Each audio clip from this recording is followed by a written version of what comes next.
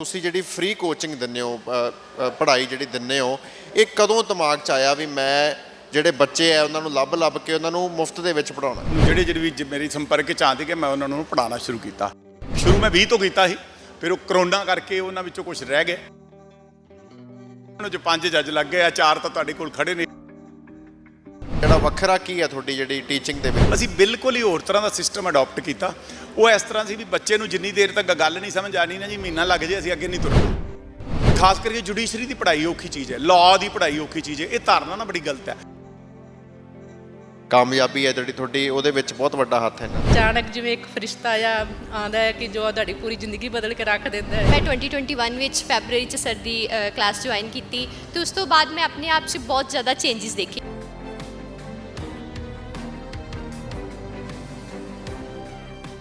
ਬਾਬੂਸ਼ਾਹੀ ਦੇਖ ਰਹੇ ਸਾਰਿਆਂ ਦਾ ਸਵਾਗਤ ਹੈ। ਅੱਜ ਅਸੀਂ ਗੱਲਬਾਤ ਕਰਾਂਗੇ ਗੁਰਿੰਦਰਪਾਲ ਸਿੰਘ ਜੀ ਦੇ ਨਾਲ, ਜਿਨ੍ਹਾਂ ਨੂੰ ਜੀਪੀ ਸਰ ਦੇ ਨਾਂ ਤੋਂ ਜਾਣਿਆ ਜਾਂਦਾ ਹੈ। ਕਾਨੂੰਨ ਦੀ ਪੜ੍ਹਾਈ ਦੀ ਜਿੱਥੇ ਗੱਲ ਆਉਂਦੀ ਹੈ ਤਾਂ ਬੜਾ ਵੱਡਾ ਨਾਮ ਹੈ ਗੁਰਿੰਦਰਪਾਲ ਸਿੰਘ ਦਾ।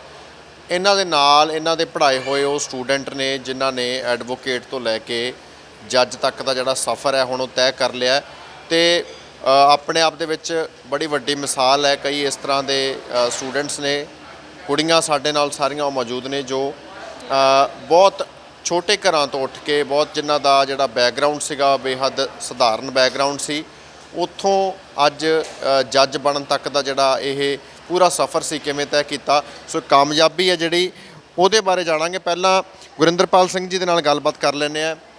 ਸਵਾਗਤ ਹੈ ਜੀ ਪਹਿਲਾਂ ਤਾਂ ਬਾਬੂਸ਼ਾਹੀ ਤੇ। ਧੰਨਵਾਦ ਜੀ ਤੁਹਾਡਾ, ਬਹੁਤ ਬਹੁਤ ਧੰਨਵਾਦ, ਸ਼ੁਕਰੀਆ। ਜੀਪੀ ਸਰ ਵਜੋਂ ਤੁਹਾਨੂੰ ਜਾਣਿਆ ਜਾਂਦਾ ਜੀ, ਕਾਨੂੰਨ ਦੀ ਪੜ੍ਹਾਈ ਦੇ ਵਿੱਚ ਬੜਾ ਤੁਹਾਡਾ ਇੱਕ ਨਾਮ ਬਣਿਆ। ਤੇ ਪਹਿਲਾਂ ਮੈਂ ਸਵਾਲ ਇਹੀ ਕਰੂੰਗਾ, ਤੁਸੀਂ ਜਿਹੜੀ ਫ੍ਰੀ ਕੋਚਿੰਗ ਦਿੰਦੇ ਹੋ ਪੜ੍ਹਾਈ ਜਿਹੜੀ ਦਿੰਦੇ ਹੋ ਇਹ ਕਦੋਂ ਦਿਮਾਗ 'ਚ ਆਇਆ ਵੀ ਮੈਂ ਜਿਹੜੇ ਬੱਚੇ ਆ ਉਹਨਾਂ ਨੂੰ ਲੱਭ ਕੇ ਉਹਨਾਂ ਨੂੰ ਮੁਫਤ ਦੇ ਵਿੱਚ ਪੜ੍ਹਾਉਣਾ? 2019 ਦੀ ਗੱਲ ਹੈ ਜੀ। ਮੈਂ ਜ਼ਿਕਰ ਵੀ ਕਰਦਾ ਰਹਿਣਾ ਪਹਿਲਾਂ ਵੀ ਕਿ ਮੈਨੂੰ 2-3 ਬੱਚੇ ਮਿਲੇ ਜਿਨ੍ਹਾਂ ਨੂੰ ਘਰ 'ਚ ਇੱਕ ਦੋ ਜਿਵੇਂ ਹੁੰਦਾ ਨਾ ਮੱਝਾਂ ਗਾਵਾਂ ਸੀਗੀਆਂ, ਉਹ ਘਰਦਿਆਂ ਨੇ ਇੱਕ ਵੇਚਤੀ, ਉਹਨਾਂ ਨੂੰ ਦੇ ਦਿੱਤੇ ਪੈਸੇ ਵੀ ਜਾ ਕੇ ਸ਼ੁਰੂ ਕਰ ਦਿਓ ਕੋਚਿੰਗ। ਇੱਛਾ ਹੁੰਦੀ ਵੀ ਅਸੀਂ ਜੱਜ ਬਣ ਜਾਵਾਂਗੇ, ਵਕੀਲ ਸੀਗੇ ਮੁੰਡੇ, ਵਕਾਲਤ ਕਰ ਲਈ ਸੀ, ਪਰ ਘਰੋਂ ਤਾਂ ਕਮਜ਼ੋਰ ਸੀਗੇ ਤੇ ਉਹ ਦੂਜੀ ਕਿਸ਼ਤ ਜੋ ਕਿ ਪੈਸੇ ਨਹੀਂ ਹੋਏ ਤੇ ਉਹ ਉਹਨਾਂ ਨੂੰ ਛੱਡਣੀ ਪੈ ਗਈ। ਮੈਂ ਇਹ ਤਾਂ ਨਹੀਂ ਕਹੂੰਗਾ ਮੈਂ ਉਹਨਾਂ ਕੱਢਤਾ, ਪਰ ਉਹਨਾਂ ਨੂੰ ਅੱਗੇ ਛੱਡਣੀ ਪੈ ਗਈ ਵੀ ਅੱਗੇ ਪੈਸੇ ਦੇਣ ਨਹੀਂ ਸੀ।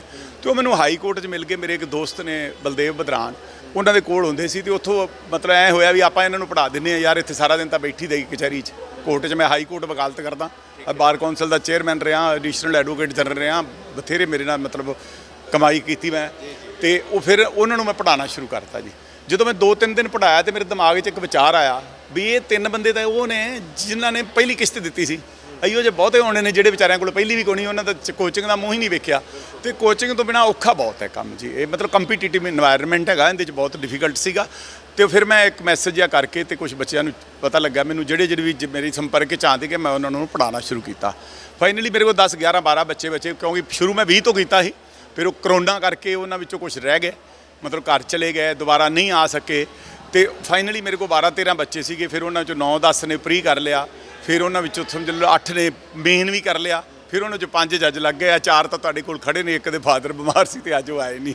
ਠੀਕ ਹੈ ਜੀ। ਹਾਂਜੀ। ਤੇ ਕੀ ਲੱਗਦਾ ਵੀ ਕਿਉਂਕਿ ਬਹੁਤ ਹੋਰ ਥਾਵਾਂ ਤੋਂ ਵੀ ਇਹਨਾਂ ਨੂੰ ਜਿਹੜੀ ਹੈ ਪੜ੍ਹਾਈ ਜਿਹੜੀ ਹੈ ਕਰ ਸਕਦੇ ਸੀ, ਕੋਚਿੰਗ ਮਿਲ ਸਕਦੀ ਸੀਗੀ, ਪਰ ਤੁਹਾਡਾ ਬੜਾ ਜ਼ਿਕਰ ਹੁੰਦਾ ਹੈਗਾ। ਤੁਸੀਂ ਕਿਸ ਤਰੀਕੇ ਦੇ ਨਾਲ ਜਿਹੜਾ ਵੱਖਰਾ ਕੀ ਹੈ ਤੁਹਾਡੀ ਜਿਹੜੀ ਟੀਚਿੰਗ ਦੇ ਵਿੱਚ ਜਿਹੜਾ ਕਾਮਯਾਬੀ ਇਸ ਤਰ੍ਹਾਂ ਮਿਲਦੀ ਹੈ ਬੱਚਾ? ਉਹ ਥੋੜ੍ਹਾ ਜਿਹਾ ਮੈਨੂੰ ਤਾਂ ਐਂ ਲੱਗਦਾ ਸੀ ਵੀ ਮੇਰੇ 5 ਬੱਚੇ ਰਹਿ ਗਏ। ਲੋਕ ਕਹਿੰਦੇ ਨੇ 10 ਚੋਂ 5 ਹੀ ਬਹੁਤ ਜ਼ਿਆਦਾ ਲੱਗ ਗਏ। ਮੈਨੂੰ ਤਾਂ ਕਹਿੰਦੇ 10 ਦੇ 10 ਹੀ ਲੱਗਣੇ ਚਾਹੀਦੇ, ਇੰਨਾ ਅੱਛੇ ਪੜ੍ਹਦੇ ਨੇ ਉਹ। ਮੈਂ ਇੱਕ ਕਈ ਵਾਰੀ ਸਟੋਰੀ ਜੀ ਵੀ ਸੁਣਾਉਣਾ ਵੀ ਆਪਾਂ ਨਾ ਜਿਵੇਂ ਥਰਸਟੀ ਗਰੋ ਦੀ ਸਟੋਰੀ ਹੈ, ਆਪਾਂ ਨਾ ਉਹਦਾ ਜ਼ਿਕਰ ਕਰਦੇ ਹਾਂ ਪਿਆਸੇ ਕਊਏ ਵਾਲੀ ਵੀ। ਉਹਦੇ 'ਚ ਨਾ ਕੰਕਰ ਪਾਏ, ਉੱਡਿਆ ਤੇ ਪਾਣੀ ਪੀ ਗਿਆ। ਉਹਦੇ 'ਚ ਹੋਰ ਵੀ ਤਾਂ ਤਰੀਕੇ ਹੋਣੇ ਨੇ, ਕੋਈ ਪਾਣੀ ਪੀਣ ਦੇ, ਕੋਈ ਸਟਰਾ ਪਾ ਕੇ ਪੀ ਲੈ, ਕੋਈ ਬੋਤਲ ਟੇਢੀ ਕਰ ਲਵੇ। ਅਸੀਂ ਨਾ ਇੱਕੋ ਮਤਲਬ ਪੜ੍ਹਾਈ ਦਾ ਜਿਹੜਾ ਤਰੀਕਾ ਅਪਣਾਇਆ ਨਾ ਉਹ ਐਂ ਹੈਗਾ ਵੀ ਸਿਲੇਬਸ ਪੂਰਾ ਕਰ ਦੇਣਾ, 6-8 ਮਹੀਨੇ ਲੱਗਣਗੇ, ਸਿਲੇਬਸ ਪੂਰਾ ਹੋ ਗਿਆ, ਦਿਸ ਦੈਟ। ਉਸ ਤਰ੍ਹਾਂ ਦਾ ਸਿਸਟਮ ਨਹੀਂ ਸੀ। ਅਸੀਂ ਬਿਲਕੁਲ ਹੀ ਹੋਰ ਤਰ੍ਹਾਂ ਦਾ ਸਿਸਟਮ ਅਡਾਪਟ ਕੀਤਾ। ਉਹ ਇਸ ਤਰ੍ਹਾਂ ਸੀ ਵੀ ਬੱਚੇ ਨੂੰ ਜਿੰਨੀ ਦੇਰ ਤੱਕ ਗੱਲ ਨਹੀਂ ਸਮਝ ਆਣੀ ਨਾ ਜੀ, ਮਹੀਨਾ ਲੱਗ ਜੇ ਅਸੀਂ ਅੱਗੇ ਨਹੀਂ ਤੁਰਨਾ। ਤੇ ਸਾਡਾ ਕੰਮ ਨਾ ਸਿਲੇਬਸ ਪੂਰਾ ਕਰਨਾ ਨਹੀਂ ਸੀ, ਪਰ ਜਦੋਂ ਉਹਨਾਂ ਦੇ ਕਨਸੈਪਟ ਕਲੀਅਰ ਹੋਣੇ ਸ਼ੁਰੂ ਹੋਏ, ਜਿਹੜਾ ਕੰਮ 2 ਸਾਲ 'ਚ ਹੋ ਸਕਦਾ ਨਾ ਉਹ ਸਾਡਾ 9 ਮਹੀਨੇ 'ਚ ਪੂਰਾ ਹੋ ਗਿਆ। ਤਾਂ ਫਾਈਨਲੀ ਮਤਲਬ ਰਿਜ਼ਲਟ ਤੁਹਾਡੇ ਸਾਹਮਣੇ ਹੈ। ਅਸੀਂ ਮਤਲਬ ਜਿਵੇਂ ਹੁੰਦਾ ਨਾ ਵੀ ਇਹ ਤਰੀਕਾ ਨਹੀਂ ਸੀ ਵੀ ਕਿਵੇਂ ਪੜ੍ਹੀਏ, ਨਾ ਇਹ ਨਹੀਂ ਸੀ ਕੀ ਪੜ੍ਹੀਏ, ਮੈਂ ਇਹਨਾਂ ਨੂੰ ਕਿਹਾ ਵੀ ਕਿਵੇਂ ਪੜ੍ਹੀਏ ਤੁਸੀਂ ਵੇਖਣਾ।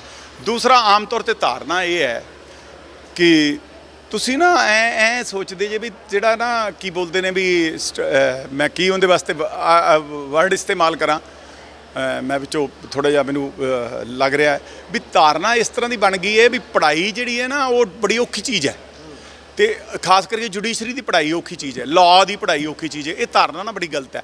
ਸਿਰਫ ਇੰਨੀ ਹੈ ਕਿ ਇਹ ਇੱਕੋ ਹੀ ਤਾਂ ਚੀਜ਼ ਹੈ ਜਿਹੜੀ ਬੜੀ ਕਾਮਨ ਸੈਂਸ ਦੀ ਚੀਜ਼ ਹੈ, ਤੇ ਉਹਨੂੰ ਅਸੀਂ ਕਾਮਨ ਸੈਂਸ ਦੇ ਨਾਲ ਪੜ੍ਹਦੇ ਪੜ੍ਹਾਉਂਦੇ ਰਹੇ, ਤੇ ਉਹਦੇ ਨਾਲ ਸਾਡਾ ਵਾਵਾ ਮਤਲਬ ਜਿਵੇਂ ਹੁੰਦਾ ਨਾ ਰਿਜ਼ਲਟ ਬਹੁਤ ਅੱਛੇ ਰਿਹਾ ਜੀ। ਤੁਹਾਡੇ ਕੋਲੇ ਆਉਂਦੇ ਆ ਜੀ, ਪਹਿਲਾਂ ਤੁਹਾਡੇ ਸਟੂਡੈਂਟਸ ਨਾਲ ਗੱਲ ਕਰੀਏ। ਮੈਮ ਤੁਹਾਡਾ ਕੀ ਨਾਮ ਹੈ ਜੀ, ਤੇ ਤੁਸੀਂ ਦੱਸੋ ਕਿਸ ਤਰੀਕੇ ਦੇ ਨਾਲ ਸਾਨੂੰ ਪਤਾ ਲੱਗਿਆ ਤੁਸੀਂ ਛੋਟੇ ਜਿਹੇ ਸੀਗੇ, ਤੁਹਾਡੇ ਫਾਦਰ ਸਾਹਿਬ ਐਕਸਪਾਇਰ ਹੋ ਗਏ ਸੀ, ਉਸ ਤੋਂ ਬਾਅਦ ਜੋ ਸਟਰਗਲ ਕਰਨੀ ਪਈ ਤੇ ਇਹਨਾਂ ਨੂੰ ਕਿਵੇਂ ਮਿਲੇ ਤੇ ਫਿਰ ਅੱਜ ਜੱਜ ਬਣੇ ਹੋ, ਬਹੁਤ ਵੱਡੀ ਕਾਮਯਾਬੀ ਹੈ, ਕਿਵੇਂ ਸਾਰਾ ਸਫ਼ਰ ਤੈਅ ਕੀਤਾ?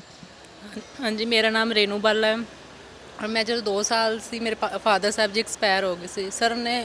ਔਰ ਉਸ ਤੋਂ ਬਾਅਦ ਮੇਰੀ ਮੰਮਾ ਵੀ ਜਿਵੇਂ ਮਨਰੇਗਾ 'ਚ ਕੰਮ ਕਰਦੇ ਸੀ, ਮੇਰੇ ਮਾਮਾ ਜੀ ਨੇ ਸਪੋਰਟ ਕੀਤਾ ਮੈਨੂੰ ਪੜ੍ਹਾਈ ਕਰਾਉਣੇ 'ਚ।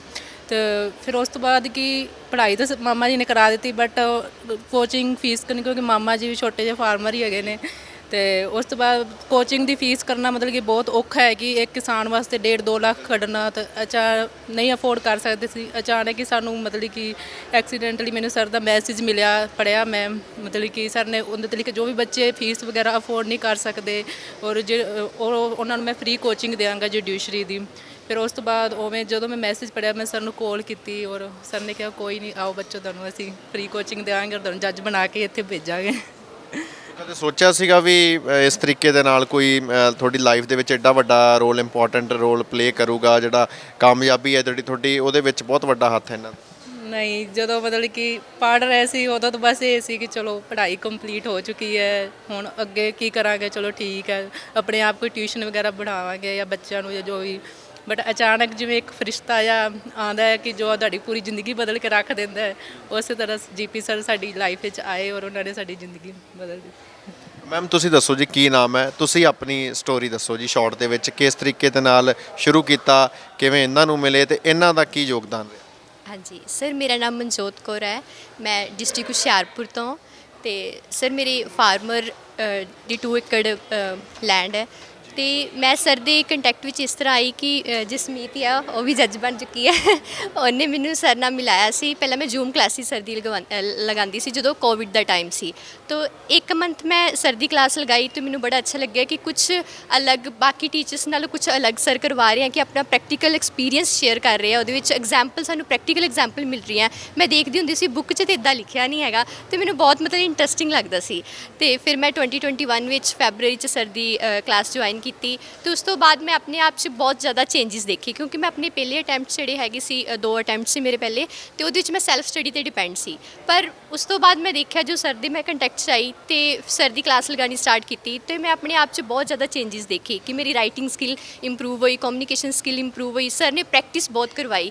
ਸਰ ਦਾ ਇੱਕ ਮੈਥਡ ਬਹੁਤ ਅਲੱਗ ਸੀ ਕਿ ਮਤਲਬ ਜਿੱਦਾਂ ਬਾਕੀ ਕੋਚਿੰਗ ਸੈਂਟਰਸ 'ਚ ਹੁੰਦਾ ਹੈਗਾ ਕਿ ਲੈਕਚਰ ਦੇ ਕੇ ਚਲੇ ਜਾਂਦੇ, ਬੱਚੇ ਸੁਣ ਕੇ ਚਲੇ ਜਾਂਦੇ, ਬਟ ਇੱਥੇ ਪ੍ਰੈਕਟਿਸ ਕਰਵਾਈ ਜਾਂਦੀ ਹੈ, ਡਿਸਕਸ਼ਨ ਹੁੰਦੀ ਹੈ, ਕਿ ਟੌਪਿਕ 'ਤੇ ਡਿਸਕਸ਼ਨ ਹੁੰਦੀ ਹੈ। ਤੇ ਇਸ ਕਰਕੇ ਮੈਨੂੰ ਇਸ ਦਾ ਬਹੁਤ ਜ਼ਿਆਦਾ ਬੈਨੀਫਿਟ ਹੋਇਆ, ਤੇ ਇਸ ਕਰਕੇ ਸਰ ਦੀ ਬਦੌਲਤ ਇਸ ਮੁਕਾਮ 'ਤੇ ਮੈਂ ਪਹੁੰਚੀ ਹਾਂ। ਜੀਪੀ ਸਿੰਘ ਜੀ, ਤੁਸੀਂ ਇਹ ਵੀ ਦੱਸੋ, ਜਿਵੇਂ ਇਹ ਕਹਿ ਰਹੇ ਨੇ ਸਾਰੇ ਬੜੇ ਮਤਲਬ ਕਿ ਸਧਾਰਨ ਬੈਕਗਰਾਉਂਡ ਸੀਗਾ, ਕਿ ਛੋਟੇ ਛੋਟੇ ਘਰਾਂ ਤੋਂ ਉੱਠ ਕੇ ਇੱਥੇ ਪਹੁੰਚੇ ਨੇ, ਤੁਸੀਂ ਵੀ ਬਹੁਤ ਲਾਈਫ ਦੇ ਵਿੱਚ ਬਹੁਤ ਕੁਝ ਅਚੀਵ ਕਰ ਲਿਆ, ਤੁਸੀਂ ਆਪਣੇ ਬੈਕਗਰਾਉਂਡ ਬਾਰੇ ਵੀ ਦੱਸੋ, ਤੁਸੀਂ ਕਿੱਥੋਂ ਹੋ, ਕਿਵੇਂ? ਬਾਪੂ ਮੇਰਾ ਦਿਹਾੜੀਦਾਰ ਸੀ ਜੀ, ਉਹ ਇੱਕ ਮਜ਼ਦੂਰੀ ਕਰਦੇ ਸੀ। ਸਵੇਰੇ ਮੇਰਾ ਪਿੰਡ ਸੀ ਚੱਕ ਰਾਈਆਂ, ਉੱਥੋਂ ਸਰਸਾ 10 ਕਿਲੋਮੀਟਰ ਦੂਰ ਸੀ। ਉਹ ਆ ਜਾਂਦੇ 5-4 ਰੁਪਏ, ਉਸ ਜ਼ਮਾਨੇ 'ਚ ਬਥੇਰੇ ਹੁੰਦੇ ਸੀ, 70-71 'ਚ। 5ਵੀਂ ਤੋਂ ਲੈ ਕੇ ਤੇ ਫਿਰ ਮੈਂ ਬਾਹਰ ਸਕੂਲ ਜਾਣਾ ਹੀ 5.5 ਏਕੜ 5.5-6 ਕਿਲੋਮੀਟਰ ਸੀਗਾ। ਅਸੀਂ ਪੈਦਲ ਜਾਣਾ, ਪੈਦਲ ਆਉਣਾ। ਮਤਲਬ ਮੈਂ ਹੁਣ ਸ਼ੇਅਰ ਕਰਾਂ ਤਾਂ ਬੜੀਆਂ ਸਟੋਰੀਆਂ, ਮੈਂ ਨਾਵਲ ਲਿਖ ਸਕਦਾ ਉਹਦੇ 'ਤੇ। ਬਈ ਸਵੇਰੇ ਇੱਕ ਸਵੈਟਰ ਹੁੰਦਾ ਸੀ ਸਾਡੇ ਕੋਲ ਜੀ, ਤੇ ਠੰਡ ਹੋਣੀ ਪੋਹ ਦੇ ਮਹੀਨੇ 'ਚ, ਜਿੰਨੀ ਕਿ ਠੰਡ ਹੁੰਦੀ ਹੈ, ਅਸੀਂ ਉਹ ਪਰਾਲੀ ਦੀ ਮੁੱਠ ਜੀ ਲੈ ਕੇ ਉਹਨੂੰ ਅੱਗ ਲਾ ਕੇ ਤੇ ਤੁਰਦੇ ਜਾਂਦੇ ਵੀ ਚੱਲ ਥੋੜ੍ਹਾ ਜਿਹਾ ਸੇਕਾ ਆ ਜੇ। ਜ਼ਿੰਦਗੀ ਤੁਰਦੀ ਗਈ, ਮਤਲਬ ਇਸ ਤਰ੍ਹਾਂ ਪੜ੍ਹਾਈ ਚਲਦੀ ਗਈ। ਫਿਰ ਮਤਲਬ 10ਵੀਂ ਕਰ ਲਈ, 11ਵੀਂ ਕਰ ਲਈ। 10ਵੀਂ ਵਿੱਚ ਮੈਂ ਮਤਲਬ ਪੜ੍ਹਨ ਲਿਖਣ 'ਚ ਮੈਂ ਤੁਰਦਾ ਵੀ ਕਿਤਾਬ ਪੜ੍ਹੀ ਜਾਂਦਾ ਸੀ, ਆਉਂਦਾ ਵੀ ਕਿਤਾਬ ਪੜ੍ਹੀ ਜਾਂਦਾ ਸੀ। ਲਾਅ ਦਾ ਜਿਹੜਾ ਇਹ ਕਾਨੂੰਨ ਦੇ ਵਿੱਚ ਇੰਟਰਸਟ ਉਦੋਂ ਹੀ ਪੈ ਗਿਆ ਸੀ? ਮੈਂ ਇਹ ਛੋਟਾ ਜਿਹਾ ਬਸ ਅੱਧਾ ਕੁ ਸੈਕਿੰਡ ਹੋਰ ਲਾਣਾ। ਉਹਦੇ ਬਾਅਦ 10ਵੀਂ ਜਦੋਂ ਮੈਂ ਕੀਤੀ ਤੇ ਇੱਕ ਦਿਨ ਪ੍ਰਿੰਸੀਪਲ ਨੇ ਮੇਰੇ ਫਾਦਰ ਨੂੰ ਬੁਲਾਇਆ ਤੇ ਕਹਿੰਦਾ 250 ਰੁਪਿਆ ਵਜੀਫਾ ਆਇਆ। ਉਹਨਾਂ ਕਿਹਾ ਕਾਹਦਾ? ਕਹਿੰਦਾ ਜਿਹੜੇ ਹਰਿਆਣੇ 'ਚ ਪਹਿਲਾਂ 100 ਬੰਦੇ ਆਏ ਸੀ ਉਹਨਾਂ ਨੂੰ ਮਿਲਿਆ। ਮੈਨੂੰ ਉਦੋਂ ਪਤਾ ਲੱਗਾ ਵੀ ਇੰਨੇ ਨੰਬਰ ਲੈ ਗਿਆ ਮੈਂ 10ਵੀਂ 'ਚ, ਮੈਨੂੰ ਤਾਂ ਪਤਾ ਹੀ ਨਹੀਂ ਸੀਗਾ। ਉਹ ਫਿਰ ਮੈਂ ਕਾਲਜ 'ਚ ਆ ਗਿਆ ਜੀ। ਮੇਰੀ ਪਛਾਣ ਇਹ ਹੈਗੀ ਸੀ ਵੀ ਜਿਹੜੇ ਬੰਦੇ ਦੇ ਹੱਥ 'ਚ ਕਿਤਾਬ ਹੋਵੇ ਉਹ ਗੁਰਿੰਦਰਪਾਲ ਸਿੰਘ ਹੈ। ਕਿਤਾਬ ਕੋਈ ਹੱਥ 'ਚ ਆ ਜੇ ਜੀ ਮੈਂ ਉਹ ਪੜ੍ਹੀ ਜਾਂਦਾ ਸੀ ਬਸ। ਉਹ ਪਤਾ ਨਹੀਂ ਕਿਵੇਂ ਲੱਗੀ ਤੇ ਫਾਈਨਲੀ ਲਾਅ ਦੇ ਵਿੱਚ ਵੀ ਮੇਰੇ ਨਾਲ ਆਈਆਂ ਮੁਸ਼ਕਲਾਂ। ਮੈਂ ਇੱਕ ਵਾਰੀ ਲਾਅ ਛੱਡ ਕੇ ਚਲਾ ਗਿਆ। ਮੇਰੇ ਕੋਲ 200, 250, 300 ਰੁਪਏ ਹੈ ਨਹੀਂ ਸੀ ਐਡਮਿਸ਼ਨ ਦੇਣ ਜੋਗੇ। ਯੂਨੀਵਰਸਿਟੀ 'ਚ ਮੁੰਡੇ ਤਿਆਰੀ ਕਰਦੇ ਸੀ IAS ਦੀ, ਮੈਂ ਥੋੜਾ ਪੜ੍ਹਨ ਵਿੱਚ ਠੀਕ ਸੀ ਤੇ ਉਹ ਮੈਨੂੰ ਆਪਦੇ ਨਾਲ ਕਮਰਾ ਤੇ ਰੱਖ ਲੈਂਦੇ ਸੀ ਵੀ ਇਹਦੇ ਨਾਲ ਰਵਾਂਗੇ ਤੇ ਉਹ ਹੋ ਜਾਏਗਾ। ਲੇਕਿਨ ਮਤਲਬ ਐਗਜ਼ਾਮੀਨੇਸ਼ਨ ਵਾਸਤੇ ਤਾਂ ਮੈਂ ਉਹਨਾਂ ਨੂੰ ਕਹਿ ਨਹੀਂ ਸਕਦੀ। ਇੱਕ ਵਾਰੀ ਛੱਡ ਗਿਆ, ਫਿਰ ਇੱਕ ਟੀਚਰ ਨੂੰ ਪਤਾ ਲੱਗਾ, ਉਹਨੇ ਮੈਨੂੰ ਫਿਰ ਵਾਪਸ ਭੇਜਿਆ ਵੀ ਚੱਲ ਲਾ ਪੂਰੀ ਕਰਕੇ ਆ। ਬਸ ਉਹ ਫਿਰ ਮੇਲਾ ਲੱਗਦਾ ਗਿਆ ਜੀ, ਤੁਰਦਾ ਰਿਹਾ। ਇੱਥੇ ਹਾਈ ਕੋਰਟ ਆ ਗਿਆ। ਜਿੱਦਣ ਮੈਂ ਹਾਈ ਕੋਰਟ ਆਇਆ ਸੀ ਮੇਰੇ ਕੋਲ ਇੱਕ ਰਜਾਈ ਤੇ ਸਰਾਣਾ ਸੀ ਜੀ ਤੇ 1200 ਰੁਪਏ ਮੇਰੇ ਕੋਲ ਸੀ। ਮੈਂ 5000 ਕਰਜ਼ਾ ਲਿਆ ਸੀ, 3800 ਤਾਂ ਮੇਰਾ ਉੱਥੇ ਹੀ ਖਰਚ ਹੋ ਗਿਆ ਸਰਸੇ ਤੋਂ। ਬਸ ਉਹ ਉਹਦੇ ਰੰਗ ਲੱਗੇ ਹੋਏ ਨੇ ਜੀ। ਸਾਰਾ ਫਿਰ ਮਿਹਨਤ ਕਰੀ ਗਿਆ, ਸਾਰਾ ਉਹ ਆਈ ਗਿਆ। ਮਤਲਬ ਮੈਂ ਜਿੰਨੀ ਮੈਂ ਡਿਜ਼ਰਵ ਕਰਨਾ ਉਹਦੇ ਤੋਂ ਜ਼ਿਆਦਾ ਮੇਰੇ ਕੋਲ ਆਇਆ ਜੀ, ਬਹੁਤ ਜ਼ਿਆਦਾ ਮਿਲਿਆ। ਜੇ ਇਹਨਾਂ ਤੁਹਾਡੇ ਸਟੂਡੈਂਟ 'ਚ ਤੁਸੀਂ ਆਪਣਾ ਆਪ ਦੇਖ ਲੈਂਦੇ ਹੋਵੋਗੇ। ਉਹ ਇਹ ਤਾਂ ਫਿਰ ਜੀ ਐਂ ਹੁੰਦਾ, ਤੁਹਾਨੂੰ ਲੱਗਦਾ ਹੀ ਹੈ ਨਾ ਵੀ ਤੁਸੀਂ ਮਤਲਬ ਮੈਨੂੰ ਕਦੀ ਕੋਈ ਬੰਦਾ 150 ਰੁਪਏ ਦੇ, ਇਹ ਵੀ ਹੋ ਸਕਦਾ ਵੀ 100 ਰੁਪਈਆ ਤੁਹਾਡੀ ਕਦੀ ਜ਼ਿੰਦਗੀ ਬਦਲ ਦੇਵੇ ਜੀ। ਸੋ ਇਹਨਾਂ ਵਾਸਤੇ ਤਾਂ ਬਹੁਤ ਮਤਲਬ ਲੱਖਾਂ ਰੁਪਈਏ ਦੇ ਕੰਮ ਹੈਗੇ ਸੀ। ਪਤਾ ਨਹੀਂ ਉਹ ਮਤਲਬ ਕਿਹੜੀ ਚੀਜ਼ ਮਾਈਂਡ 'ਚ ਆਉਂਦੀ। ਮੈਂ ਸਾਰੀ ਉਮਰ ਮੈਨੂੰ ਲੱਗਦਾ ਸੀ ਵੀ ਕੁਛ ਨਾ ਕੁਛ ਕਰਦੇ ਰਹਿਣਾ ਚਾਹੀਦਾ। ਉਹਦੇ 'ਚ ਕਈ ਵਾਰੀ ਚੰਗਾ ਵੀ ਹੋ ਜਾਂਦਾ, ਕਈ ਵਾਰੀ ਮਾੜਾ ਵੀ ਹੋ ਜਾਂਦਾ। ਇਹ ਤਾਂ ਜ਼ਿੰਦਗੀ ਹੈ, ਤੁਰੀ ਜਾਣੀ ਹੈ। ਇਸ ਕਰਦੇ ਵਿੱਚ ਕੋਈ ਚੰਗਾ ਹੋ ਗਿਆ। ਤੁਸੀਂ ਦੱਸੋ ਮੈਮ, ਕੀ ਨਾਮ ਹੈ ਜੀ? ਤੁਸੀਂ ਆਪਣੀ ਸਟੋਰੀ ਦੱਸੋ। ਮੇਰਾ ਨਾਮ ਜਸਮੀਤ ਕੌਰ ਹੈ ਤੇ ਮੈਂ ਜੀਪੀ ਸਰ 2019 ਦੇ ਵਿੱਚ ਮਿਲੀ ਜਦੋਂ ਮੇਰੀ ਲਾਅ ਕੰਪਲੀਟ ਹੋਈ। ਤਾਂ ਮੈਨੂੰ ਸੀਗਾ ਕਿ ਕੋਚਿੰਗ ਅਫੋਰਡ ਨਹੀਂ ਕਰ ਸਕਦੀ, ਪਰ ਜਿਵੇਂ ਕਹਿੰਦੇ ਆ ਨਾ, ਜਿਹਦੀ ਮਿਹਨਤ ਦੇ ਵਿੱਚ ਦਮ ਹੁੰਦਾ ਹੈ, ਰੱਬ ਕੋਈ ਨਾ ਕੋਈ ਫਰਿਸ਼ਤਾ ਤੁਹਾਡੇ ਲਈ ਜ਼ਰੂਰ ਭੇਜ ਦਿੰਦਾ ਹੈ। ਬਸ ਇਸੇ ਤਰ੍ਹਾਂ ਜੀਪੀ ਸਰ ਨੂੰ ਰੱਬ ਨੇ ਫਰਿਸ਼ਤੇ ਦੇ ਰੂਪ ਵਿੱਚ ਮੇਰੀ ਲਾਈਫ ਦੇ ਵਿੱਚ ਭੇਜਿਆ। ਤੇ ਸ਼ੁਰੂ ਤੋਂ ਹੀ ਮਤਲਬ ਮੈਂ ਕੋਈ ਕੋਚਿੰਗ ਇੰਸਟੀਟਿਊਟ ਜੁਆਇਨ ਨਹੀਂ ਕੀਤਾ, ਤਾਂ ਮੈਨੂੰ ਨਹੀਂ ਪਤਾ ਉੱਥੇ ਕਿਵੇਂ ਪੜ੍ਹਾਇਆ ਜਾਂਦਾ ਹੈ। ਮੈਂ ਸਰ ਨੂੰ ਹੀ ਫੋਲੋ ਕੀਤਾ ਤੇ ਮੈਂ ਆਪਣੇ ਆਪ ਦੇ ਵਿੱਚ ਡਿਫਰੈਂਸ ਇਹ ਦੇਖਿਆ ਕਿ ਜਿਵੇਂ ਆਪਾਂ ਕਾਲਜ 'ਚ ਪੜ੍ਹਦੇ ਸੀ, ਕਿ ਮੈਂ ਕਾਲਜ 'ਚ ਟੌਪਰ ਸੀ ਯੂਨੀਵਰਸਿਟੀ, ਬਟ ਫਿਰ ਵੀ ਮੇਰਾ ਉਹ ਲੈਵਲ ਨਹੀਂ ਸੀ ਜੋ ਜੁਡੀਸ਼ਰੀ ਲਈ ਚਾਹੀਦਾ ਆ। ਤੇ ਸਰ ਨੇ ਸਾਨੂੰ ਉਸ ਲੈਵਲ ਤੇ ਆ ਕੇ ਖੜਾ ਕੀਤਾ ਕਿ ਕਿਵੇਂ ਪੜ੍ਹਨਾ ਆ।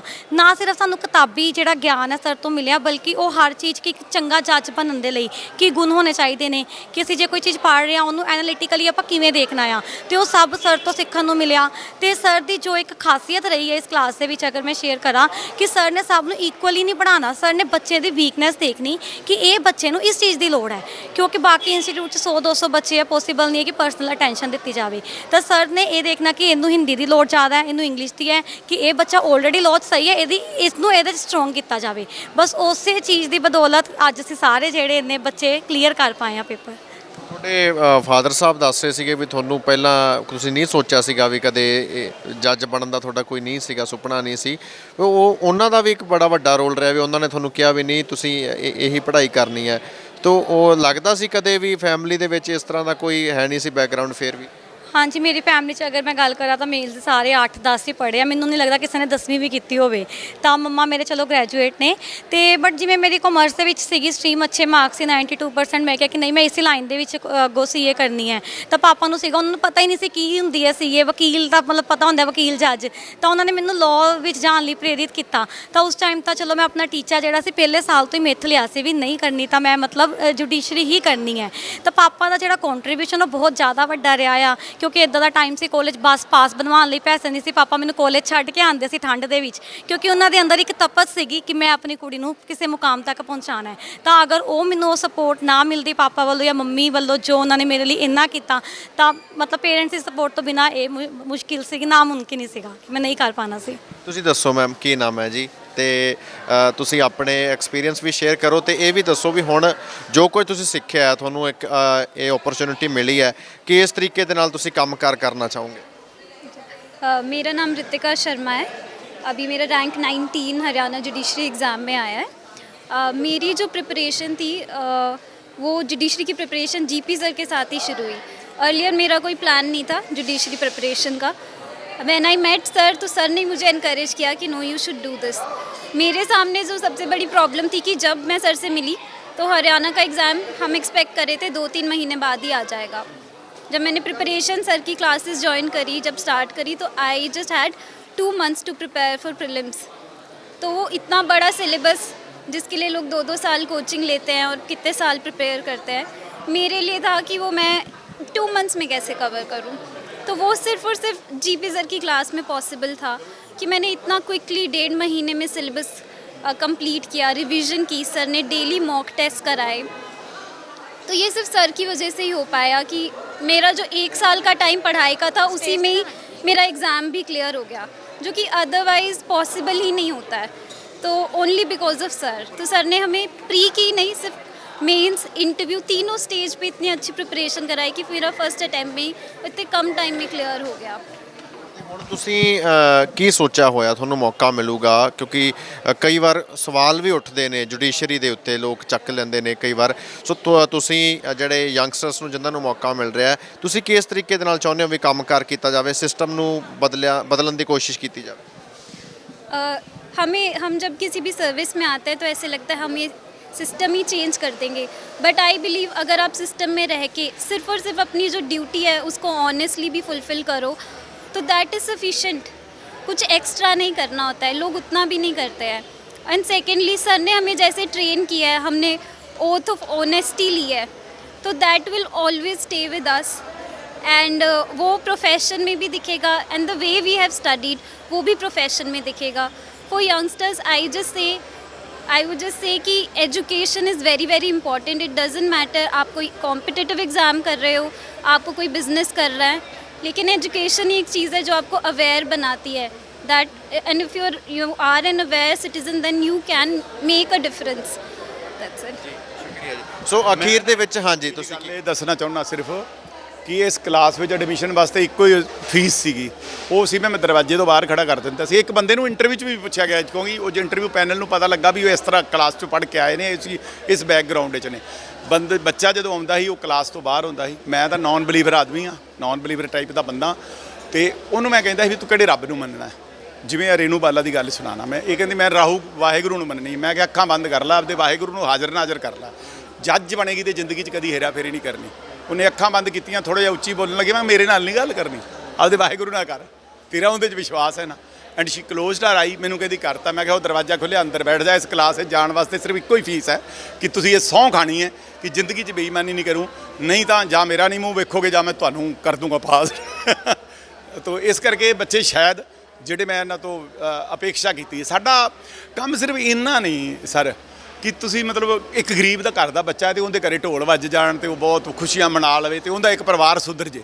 ਜਦੋਂ ਅਸੀਂ ਇਸ ਕੰਮ ਵਿੱਚ ਲੱਗੇ ਹਾਂ ਤਾਂ ਸਾਡਾ ਇਹ ਵੀ ਤਾਂ ਫਰਜ਼ ਬਣਦਾ ਨਾ, ਜਿਸ ਇੰਸਟੀਟਿਊਸ਼ਨ ਨੇ ਸਾਨੂੰ 30-35 ਸਾਲਾਂ ਤੋਂ ਇੰਨਾ ਵੱਡਾ ਮਾਣ ਸਨਮਾਨ ਦਿੱਤਾ, ਉਹ ਇੰਸਟੀਟਿਊਸ਼ਨ ਨੂੰ ਅਸੀਂ ਉਹਦੇ ਵਿੱਚ ਕੁਛ ਬੁਰਾਈ ਨਾ ਆ ਸਕੇ ਕੋਸ਼ਿਸ਼ ਕਰੀਏ। ਬਾਕੀ ਤਾਂ ਪਤਾ ਨਹੀਂ ਲੱਗਦਾ ਵਕਤ ਕੀ ਕਹਿੰਦਾ।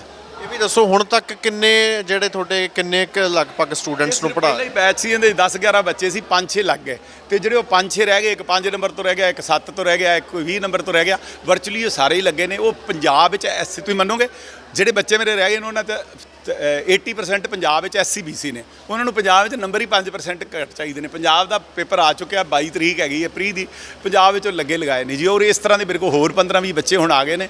ਮੈਂ ਸੋਚਦਾ ਜਿੰਨੀ ਕਿ ਦੇਰ ਇਹ ਸਾਹ ਚੱਲਦੇ ਨੇ ਚੱਲੀ ਜਾਏਗਾ ਜੀ। ਇੱਕ ਸਵਾਲ ਹੋਰ ਹੈ, ਜਿਵੇਂ ਤੁਸੀਂ ਫੀਸ ਦੀ ਗੱਲ ਕੀਤੀ, ਚਲੋ ਤੁਸੀਂ ਫੀਸ ਕੋਈ ਨਹੀਂ ਲੈਂਦੇ, ਤੁਸੀਂ ਫ੍ਰੀ 'ਚ ਪੜ੍ਹਾਇਆ, ਚਲੋ ਫ੍ਰੀ ਐਜੂਕੇਸ਼ਨ ਬਹੁਤ ਵੱਡੀ ਗੱਲ ਹੈ, ਪਰ ਇਹ ਨਵੀਂ ਗੱਲ ਨਹੀਂ, ਹੋਰ ਵੀ ਬਹੁਤ ਸਾਰੇ ਦਿੰਦੇ ਆ ਜੀ। ਪਰ ਇੱਕ ਤੁਹਾਡੇ ਜਿਹੜੀ ਅਸੀਂ ਪਤਾ ਲੱਗਿਆ ਵੀ ਤੁਸੀਂ ਕਈ ਤੁਹਾਡੀਆਂ ਸਟੂਡੈਂਟਸ ਸੀ ਜਿਨ੍ਹਾਂ ਕੋਲੇ ਇੱਥੇ ਚੰਡੀਗੜ੍ਹ ਰਹਿਣ ਨੂੰ ਪੈਸੇ ਨਹੀਂ ਸੀ, ਤੁਸੀਂ 25-25 ਹਜ਼ਾਰ ਕਿਰਾਏ ਤੱਕ ਦੇ ਉਹਨਾਂ ਨੂੰ ਦੇਤੇ, ਸਬਜ਼ੀਆਂ ਪਹੁੰਚਾਈਆਂ, ਇਸ ਤਰ੍ਹਾਂ ਦੇ ਕਿਵੇਂ ਖਿਆਲ ਆਇਆ? ਕੀ ਹੈ ਉਹ ਖਿਆਲ ਦੀ ਗੱਲ ਨਹੀਂ ਹੁੰਦੀ, ਉਹ ਹੁਣ ਸਾਡੇ ਕੋਲ ਹੈਗਾ ਜੀ ਮਾੜਾ ਮੋਟਾ, ਮਤਲਬ ਜਿਵੇਂ ਹੁੰਦਾ ਇੱਕ ਮਾੜਾ ਮੋਟਾ ਹੈਗੀ ਥੋੜ੍ਹੀ ਬਹੁਤ ਸੇਵਿੰਗ। ਹੁਣ ਕੋਈ ਬੱਚਾ ਮੈਨੂੰ ਸਾਹਮਣੇ ਵਿਖੀ ਜਾਂਦਾ ਵੀ ਇਹਨੇ ਜੱਜ ਬਣ ਜਾਣਾ, ਦੋ ਨੇ ਤਾਂ ਤੁਹਾਨੂੰ ਸਾਹਮਣੇ ਦੱਸਿਆ ਨਾ ਵੀ ਇਹਨਾਂ ਨੇ ਜੱਜ ਬਣ ਜਾਣਾ, ਇਹ ਹੁਣ 20,000 ਰੁਪਏ ਪਿੱਛੇ ਰਹਿ ਜਾਣਗੇ ਯਾਰ, 10,000 ਪਿੱਛੇ ਰਹਿ ਜਾਣਗੇ। ਇਹ ਜਿਹੜੀ ਕੋਚਿੰਗ ਹੈ ਨਾ ਇਹਦੀ, ਤੇ ਦਿੱਲੀ ਦੀ ਕਿਸੇ ਪ੍ਰੀਮੀਅਰ ਜੀ ਇੰਸਟੀਚਿਊਟ ਜਾ ਕੇ ਪਤਾ ਲਓ ਨਾ, ਜਿੰਦੀ ਪਰਸੈਂਟੇਜ ਇੰਨੀ ਨਾ ਹੋਵੇ, ਉਹ 3 ਲੱਖ ਰੁਪਈਆ ਲੈਂਦੇ ਨੇ। ਅਤੇ ਜੇ ਮੈਂ 3 ਲੱਖ ਰੁਪਈਏ ਸਮਝ ਲਓ ਐਂ ਵੀ 3 ਲੱਖ ਰੁਪਈਏ ਦੀ ਚੀਜ਼ ਦੇ ਰਿਹਾ ਅਤੇ 10-20 ਹਜ਼ਾਰ ਹੋਰ ਚਲੇ ਜਾਣਗੇ, ਫਿਰ ਕੀ ਹੈ ਯਾਰ। ਇਹ ਥੋੜ੍ਹਾ ਕੁਛ ਨਹੀਂ, ਦੁਨੀਆ ਬਹੁਤ ਕਰਦੀ ਹੈ ਜੀ, ਅਸੀਂ ਤਾਂ ਕੱਖ ਵੀ ਨਹੀਂ ਕੀਤਾ, ਦੁਨੀਆ ਮਹਾਨ ਪਈ ਹੈ ਜੀ। ਹਾਂਜੀ ਹਾਂਜੀ, ਸ਼ੁਕਰੀਆ ਜੀ।